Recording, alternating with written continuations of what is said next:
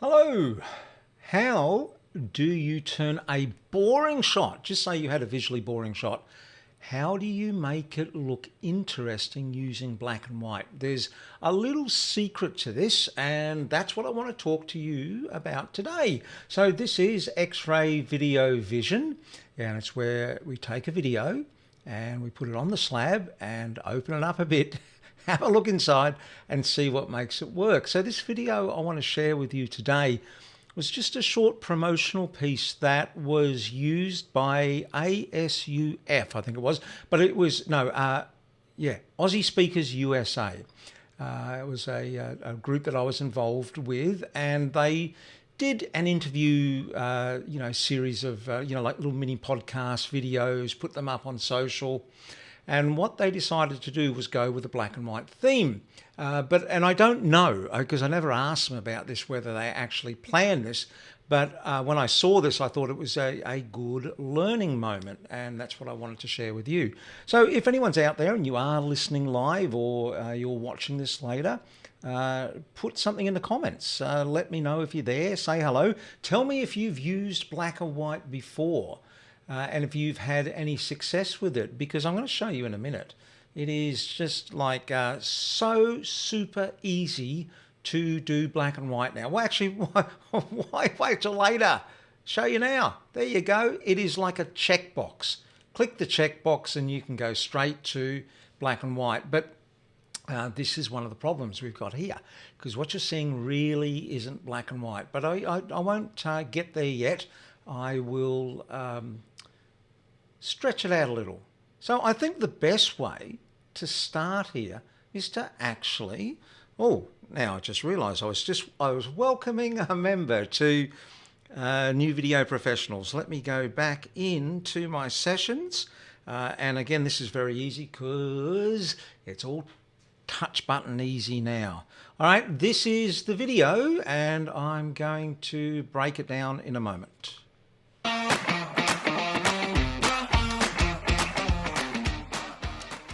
I'm Ellie Johnson and welcome to the ASU Files. And I'm going to stop it there. That's all you need to see. So it was an interview set up. What happens a lot of the times is when we get an interview guest in, or we're doing these side by sides, we get someone in on Skype or on Zoom or using ecamm or StreamYard, whatever your platform is that when you put the two shots together side by side, they just look mismatched. Quite often the framing's, not quite right. I mean, even in these two shots here, the framing is different. That's Ellie on the left. Ellie is a tighter shot. That's what you would call almost an MCU.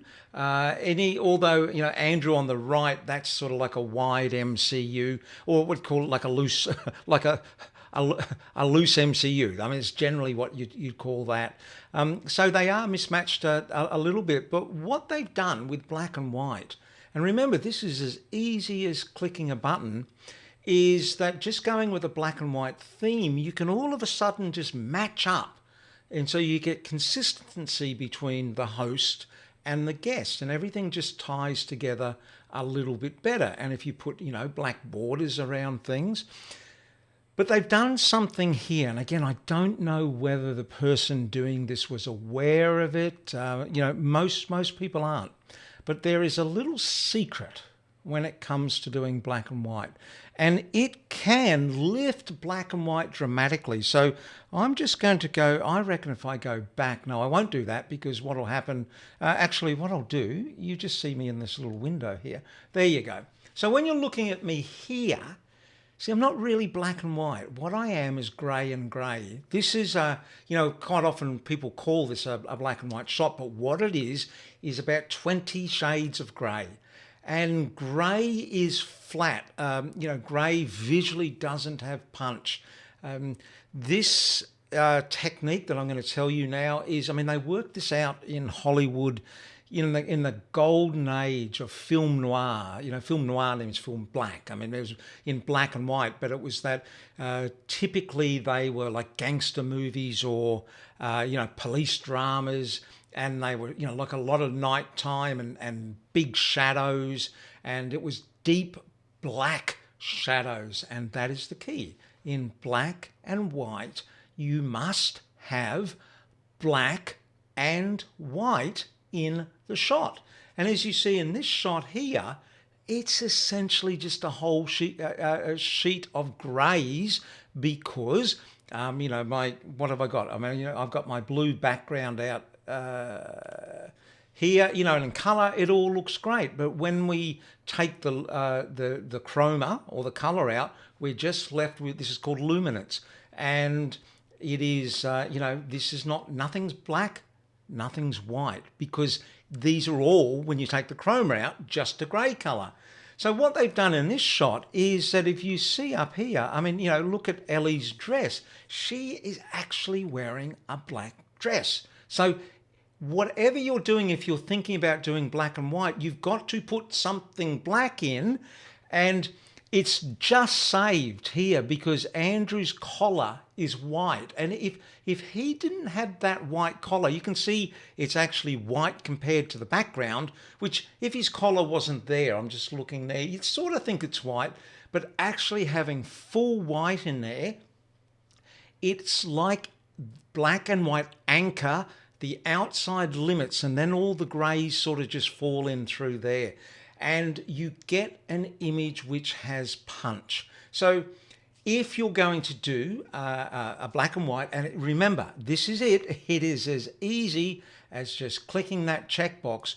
When you put it in your, whether it's what you wear, in your set, I mean, you could just put a black piece of card behind you and a white piece, something, whatever. You want to have some white and you want to have some black in there. Now, I mean, you're not going to really get the idea out of this because it's not what you call a really well-framed shot, but that's what you want. So rather than just having, because I mean, look at the white compared to my grey skin now, because you might have looked at my, or except my beard might have so it's still not quite white. But that's what you want to do. Stick some black, stick some white in your shot, and all of a sudden, your black and white gets a whole heap of punch. Now, use it sparingly, because why would you use black and white when we live in this wonderful world of colour? It's brilliant, isn't it, what we can do now? So there you go. Hope, if you watch this, that gives you a little bit of an idea, a little bit of help. And if you know anybody who needs to come along and up their video game, start to show up on video and become the trusted authority in their niche that everyone wants to do business with, you've got to turn up on video these days to do it. So come along to the New Video Professionals Club, tell them, share the love and send them along. All right, you guys have a lovely, lovely day, and I will see you. God, hey, it's coming up to Christmas.